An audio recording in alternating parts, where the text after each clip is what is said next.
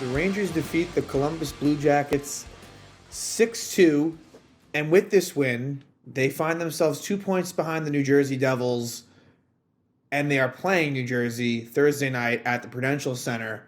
And if the Rangers win that game in regulation, they will technically be ahead of the Devils and will be in second place in the Metropolitan Division, which would ensure home ice advantage in the playoffs against New Jersey. And while that would be my preference, I don't think it's a huge deal, but when you look at game 7, obviously you'd rather that be at MSG than at the Rock. So we'll see. Devils have been struggling lately. Rangers have been playing well lately. The Rangers now have the second best goal differential in the NHL. Boston's way ahead at plus 117, but the Rangers are now at plus 53. Rangers are really playing very well lately. In this game, in the first period wasn't really all that good. A little bit sloppy. Shesterkin was really good. He's been, really, really turning it around lately. But the Rangers, they jump out to a 3-0 lead.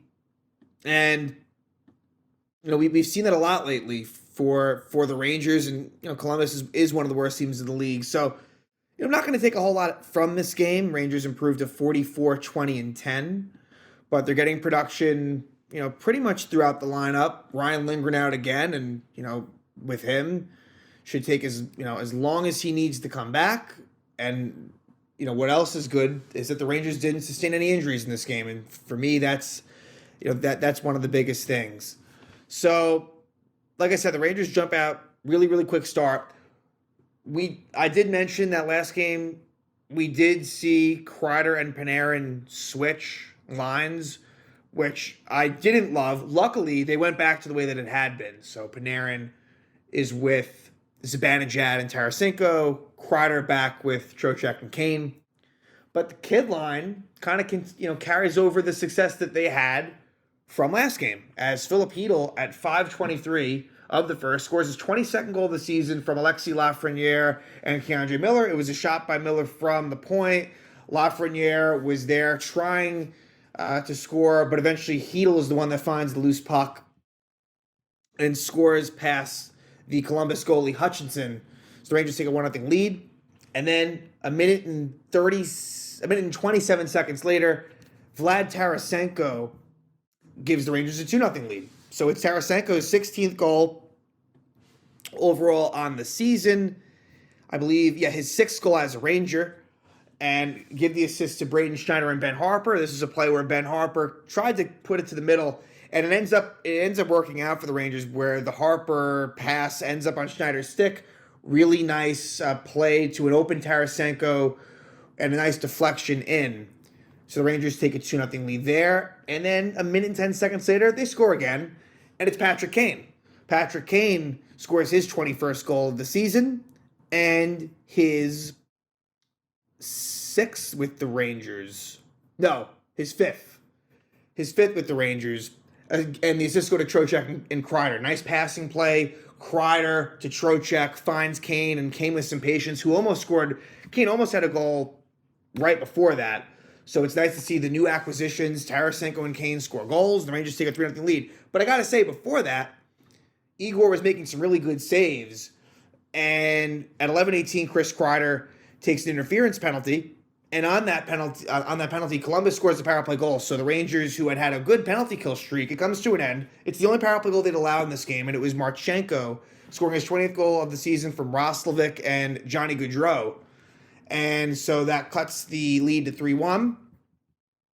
Adam Boqvist would take a hooking penalty at 16:28. The Rangers power play would not score on that opportunity. And then by the end of the period, Columbus scores again. Johnny Gaudreau scores his 19th goal of the season from Jenner and Christensen. So just like that, it's 3-2. And I didn't love the first period for the Rangers. A little bit, just defensively wasn't quite sound, but it got better. Even if the goals weren't quite as frequent for the Rangers, they played better, I felt, in the second. And in the second, Vinny Trocheck takes a tripping penalty at 5:23. Rangers penalty kill does a nice job there. Then at 17:06, McCown trips Alexis Lafreniere. Nice play by Lafreniere, where he makes a nice move and he's forced to be taken down, and the Rangers score a power play goal. It's Artemi Panarin scoring his 25th goal of the season from Fox and Zibanejad, And so the Rangers take a 4-2 lead. Unfortunately, Panarin would take a holding penalty at 19:09 of the second, but the Rangers kill it off.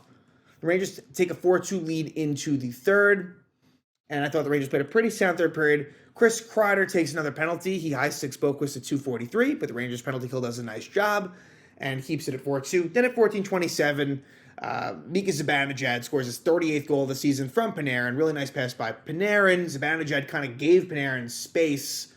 And then, Mika was kind of in his wheelhouse on that left side. It's a one-timer goal, and the Rangers take a 5-2 lead. Then the Blue Jackets pull the goalie pretty quickly.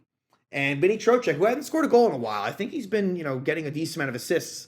But Trocheck scores his 20th goal of the season on this empty netter. And it's an assist for Alexis Lafreniere and Adam Fox. So the Rangers take a 6-2 lead. They win by that 6-2 score. Again, you're facing a bad Columbus team. No way around that. And, I guess it could have been seen as a trap game. Rangers could have looked ahead to New Jersey. They didn't. And they win easily. So now, it's going to be an exciting game. The Rangers haven't played the Devils since January. And that was a tough loss where the Rangers had a lead. They blew it. They lost in overtime. It was a game-winning goal by Damon Severson. It's a game the Rangers would want to have back.